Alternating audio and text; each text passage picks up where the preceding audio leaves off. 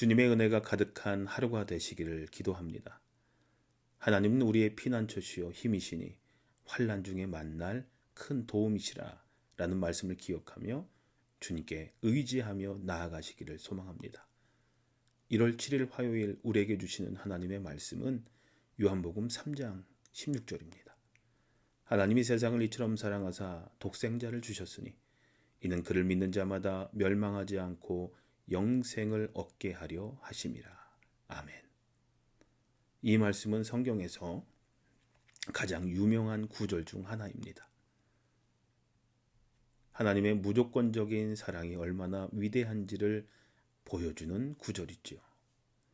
여기서 우리는 세 가지 중요한 메시지를 발견할 수 있습니다. 하나님의 사랑, 하나님의 선물, 그리고 우리의 선택입니다. 첫째로 하나님의 사랑입니다.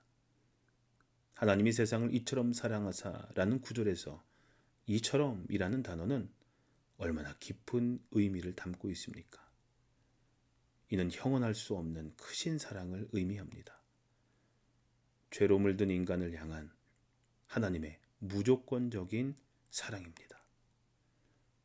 로마서 5장 8절에서도 우리가 아직 죄인 되었을 때에 그리스도께서 우리를 위하여 죽으심으로 하나님께서 우리에 대한 자기의 사랑을 확증하셨느니라 라고 말씀하고 있습니다.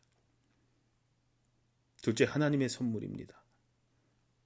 독생자를 주셨으니 라는 구절은 하나님께서 가장 소중한 것을 내어주셨다라는 의미입니다. 예수님은 하나님의 가장 귀한 선물이십니다. 이것은 마치 아브라함이 이삭을 바치려 했던 것처럼 아버지 하나님께서 독생자 예수님을 우리를 위해 내어주신 것입니다. 요한일서 4장 9절에서는 하나님의 사랑이 우리에게 이렇게 나타난 바 되었으니 하나님이 자기의 독생자를 세상에 보내심은 그로 말미암아 우리를 살리려 하심이라 라고 말씀합니다. 셋째로 우리의 선택입니다. 그를 믿는 자마다 멸망하지 않고 영생을 얻게 하려 하심이라 라는 구절은 우리에게 선택권이 있음을 보여줍니다. 하나님은 우리를 강제로 구원하시지 않습니다. 우리가 자발적으로 예수님을 믿고 영접할 때 구원이 이루어지는 것입니다. 십자가는 하나님의 사랑이 얼마나 깊은지를 보여주는 가장 강력한 증거입니다. 예수님은 우리의 모든 죄를 지시고 십자가에서 죽으심으로 우리를 구원하셨습니다.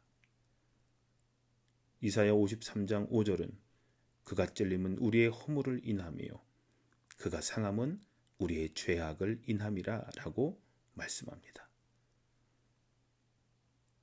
오늘날 많은 사람들이 사랑에 굶주려 있습니다. 세상은 조건적인 사랑만을 제시합니다. 네가 이렇게 하면 내가 너를 사랑하겠다 라는 식이지요. 하지만 하나님의 사랑은 다릅니다. 조건 없이 우리가 여전히 죄인 되었을 때에도 사랑해 주셨습니다. 요한복음 3장 16절의 메시지는 단순하면서도 깊습니다. 하나님은 우리를 사랑하십니다. 그 증거로 독생자를 보내셨습니다. 우리가 해야 할 일은 그저 이 사랑을 믿고 받아들이는 것입니다. 그럴 때 우리는 영생을 얻게 됩니다. 사랑하는 성도님들, 오늘도 올 한 해도 하나님의 크신 사랑을 기억하며 살아갔으면 좋겠습니다. 우리를 향한 하나님의 무조건적인 사랑을 깊이 묵상하며 그 사랑을 다른 이들과 나누는 삶을 살아가시길 바랍니다.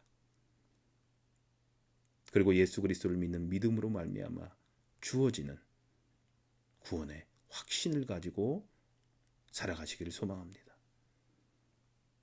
오늘 하루 하나님의 크신 사랑을 깊이 묵상하며 그 사랑을 전하는 복된 하루가 되시기를 소원합니다.